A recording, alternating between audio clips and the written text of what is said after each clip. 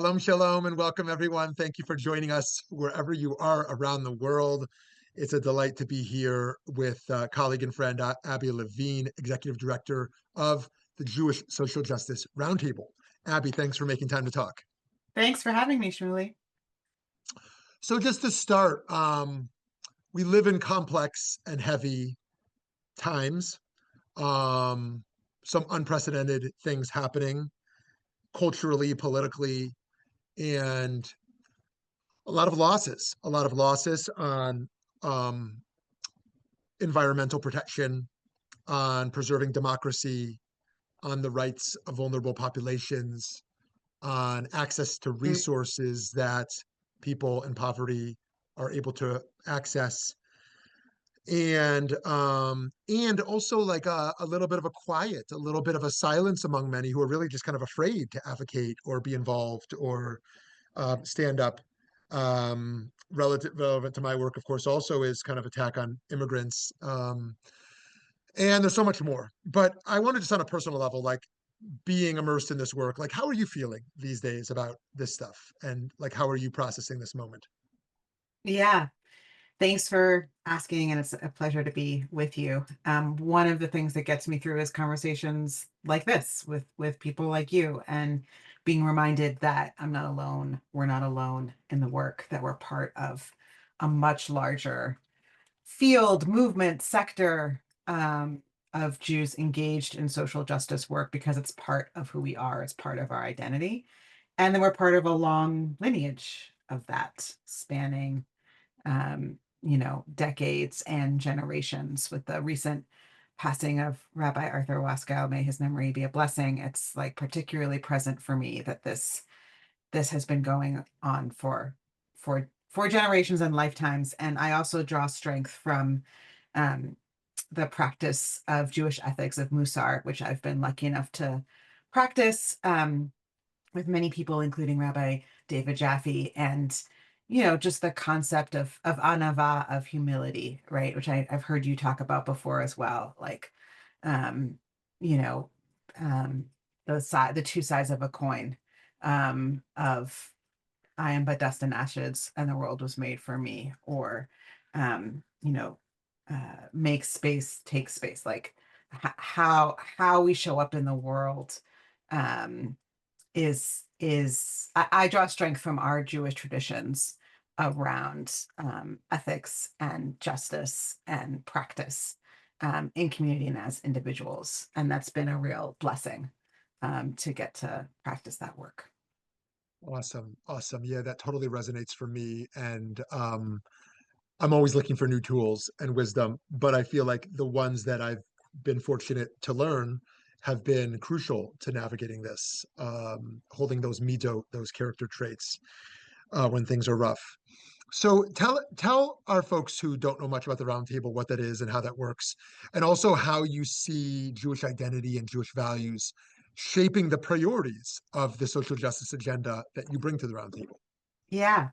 So I'm really honored to get to lead the Jewish Social Justice Roundtable, which is a network of now 63 Jewish organizations engaged in social justice work. And our work in the world is really to strengthen and align this field of Jewish social justice, these organizations, in order to, on the one hand, make justice a core expression of Jewish life, and on the other, to help create a more equitable world. Um, and so at our core, we're a convener. We convene organizations and leaders to help them learn from each other and experts. We convene regionally and nationally on Zoom and in person. And we also work to build capacities of our organizations to help them do their work better. But what it feels like to be part of the roundtable is what I kind of started off with, which is it reminds us that we're not alone and that we're part of something bigger. And the we actually at the roundtable just finalized a new strategic plan, a refresh, not a total redo, but a refresh, and updated our values of what Jewish values guide our work. Um, and how we do the work really matters. Relationship before task, as you know, has kind of been a mantra at the roundtable. Um, Building relationships as we go, and never forgetting that that's the core of what makes us strong, and also really seeing diversity as a strength. So there are many different missions across the 60 organizations, and really seeing that as a strength, not a weakness, and that we derive strength from each other's work and different approaches. Um, Also, one of our values is civic, is social justice, and we've actually defined that for ourselves. And one piece of that that I'm proud of is that we've defined it as sort of a fundamental changing of systems and ideologies in order to make Mm, the world a better place. And that's mm, felt important to hold on to in these times. And then lastly, a big one of the big values that shapes the roundtable is navigating conflict with directness, um, mm. and sort of committing as a whole network that when we have differences and conflict, which we inevitably will, because we are human beings living in this world, that will talk to each other about it directly. Yeah. Mm. So, okay, good. So you're touching on something I want to go a little deeper on. So on the one hand, you said it's strengthening to be in the network because there's a lot of shared values and assumptions and feel not alone. And also you talked a little about diversity of groups and that there are um, different ideas and there are sometimes tensions. So when there is diversity in the coalition of organizations, how do you, in addition to being direct, like how do you think about navigating these internal disagreements, especially where there's like deep political or theological differences arising? Um, and yet at the same time, how do you hold the unity and impact in place while also navigating those tensions? Yeah. Well, it starts sort of at the level of values, right? And that we've articulated that machloket l'shem shamayim, right? Like difference for the sake of a higher being or God is something that unites us, and that we are committed to working through things together. Um, but one of my colleagues, Rachel Godfrey Clancy, who's led our work around conflict and organizational culture, says that clarity is kindness, or clarity is power.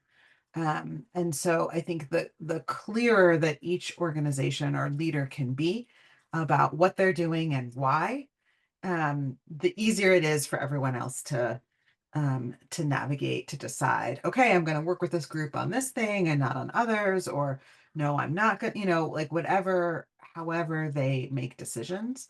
Um, and just as one example, the Roundtable has clarified over the years that we are a network for organizations with a domestic scope. Now, that's not always easy to sort of hold those lines, because issues around Israel are certainly part of the domestic landscape. But having that clarity enables us to stand in our integrity as a roundtable and say, it's okay to focus on the domestic sphere. And that is actually sort of one of the underlying themes that unites the roundtable, is that we focus on this country and making change and making justice happen here in this country. Um, Mm, Another one is for me personally, sort of more on a personal level, is that I hold love for all of our Jewish people, and I don't give up on anyone. Um, and that's an approach that has really helped me continue to work through political or theological differences, mhm. that I'm not giving up on anybody, everybody's part of our community, and that I can find a way to love and respect everyone and understand where they're coming from. Yeah, I appreciate that Ahavat Yisrael commitment. I think that that's sorely needed. And that ties into the process you talked about of relationships before tasks also.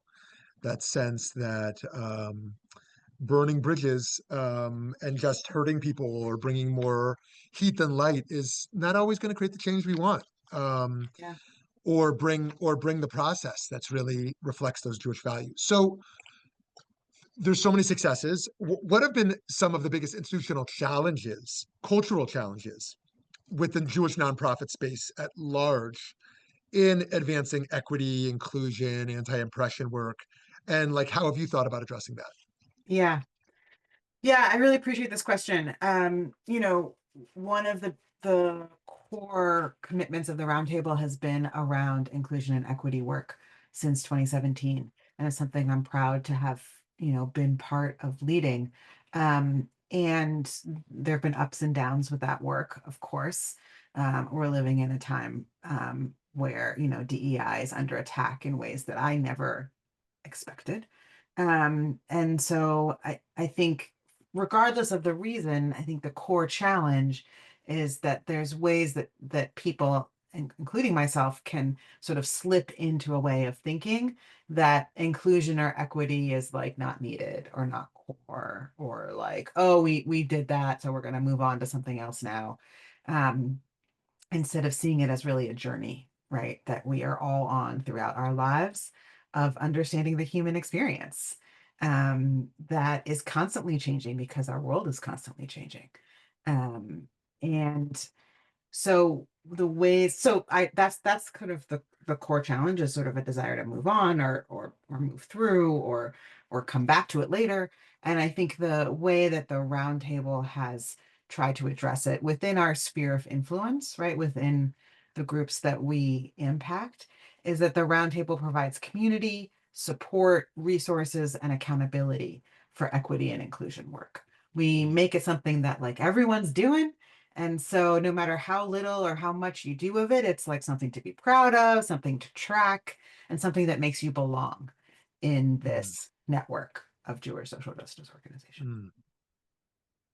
So one of the things I love in our tradition is that we have both prophets and sages, and the prophets are radical, and they, call out systemic injustice, and they burn bridges. They, speak truth to power.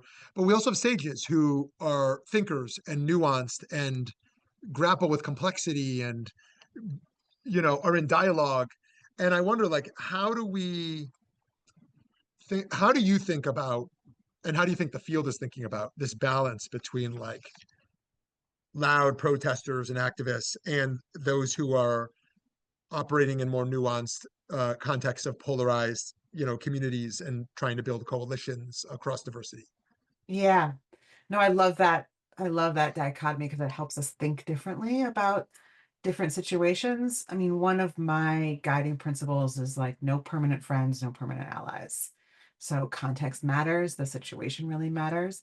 Um, and sort of a combination of pragmatism and curiosity is what's worked well for me. I remember one time a partner said to me sort of very matter of factly, like, oh, you're probably not going to work on this issue anymore, right? Like things had changed, the landscape had shifted, and it was like very relieving and pragmatic, just that she could understand where I was coming from and acknowledge what was true in that moment, even though it wasn't good news for her. And so I try to model that when I start getting confused or resentful, is to be curious and to lean in with curiosity. And in terms of like what I'm seeing across the field, there's a story that one of our leaders told about how after October 7th, they felt like they really weren't being seen by one of their partners. And they picked up the phone and called them and asked them directly about that. And it led to a very generative conversation that allowed them to work more in collaboration moving forward. And Mm, so because of who I am and where I sit, I see the sage instinct as really necessary for these times, particularly in the private relationships and private conversations. That not giving up on people, continuing to lead with curiosity, and having hard conversations when necessary. And the prophetic work I see is, at least in this moment, more public, right? Like at a time when SNAP benefits are threatening to be cut off in a matter of days, and people are going hungry all across this country. That's where I think the prophetic instinct ought to be applied. yeah, awesome. Okay, so I could talk to you for hours, but last question for today. So, and I'm asking to, your hopes looking forward, um, because we can't predict anything anymore. I mean, prior to COVID, I thought I could predict things. COVID taught me I couldn't. Prior to some political changes in the country, I thought some things were impossible or unlikely. And so if you were to look 5 to 10 years ahead, what would some of your hopes be for this Jewish social justice field, in terms of the size of it, in terms of the influence, the internal culture, I, other dynamics? Would you like there to be double or triple the number of organizations, or are we already overly saturated and you hope for mergers and there's going to be half the number because there's not enough resources? And what are some of the key sacrifices and trade-offs you foresee in trying to get, to what you think is the sweet spot in 5 to 10 years from now? Yeah, I mean, I also am hesitant to make predictions because the world is so uncertain. I think right now, just because it is a difficult moment, I think I'm focused on getting through this period, having sustainability, coming out in the over the next 5 years with a field that is as passionate and strong as we have been in recent years. Um, and there's leadership changes all the time. We're in another moment similar to post-COVID of a lot of leadership changes in the sector, particularly at the CEO level. And that's Mm-hmm. leading to really exciting new kinds of leadership. For example, we have a co-executive director model now in the roundtable at Join for Justice. Mm-hmm. There's an exciting new CEO at Keshet.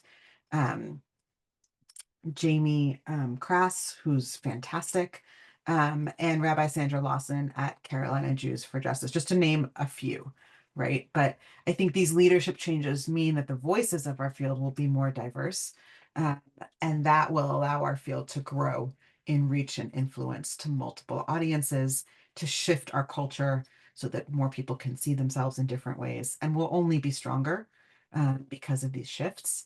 And part of the roundtable's role, and I think the reason I'm thinking about sustainability is that we are a stabilizing force, right? So that as transitions happen, we help hold institutional memory. We help teach people about the history and the norms, what it means to work in this field, to lead in this field, um, and to hold on to the lessons of our elders and our ancestors. Yeah. So that's where my head is. I'm not so foolish as to try to say what the world will look like 7 or 10 years from now, Mm-hmm. because as Mm-hmm. you said, it is very hard to predict. Um, but that's where my focus is continuing to build this really exciting, vibrant field. Well, since you spoke about leadership, just one follow up on that. Yeah, Um, it's not that some of the CEOs are women. It's not even that most are. It's that almost all of them are. And yeah. I wonder what you make of that phenomenon, and how is that intentional? Is that the trend you think will continue? Like, how are you making sense of that? Yeah, thanks for that question, Shmuly. I would say two things. One is that one sort of good and the other is not so good. The not so good one is that the research shows that in the Jewish world in particular, the the women CEOs tend to be the smaller organizations. And our field is not only smaller organizations, but has a number of smaller organizations. So I think it reflects a broader trend that exists in the Jewish world, number one. And then number two, I would say our field is pretty adaptive to change. And that's something I'm proud of.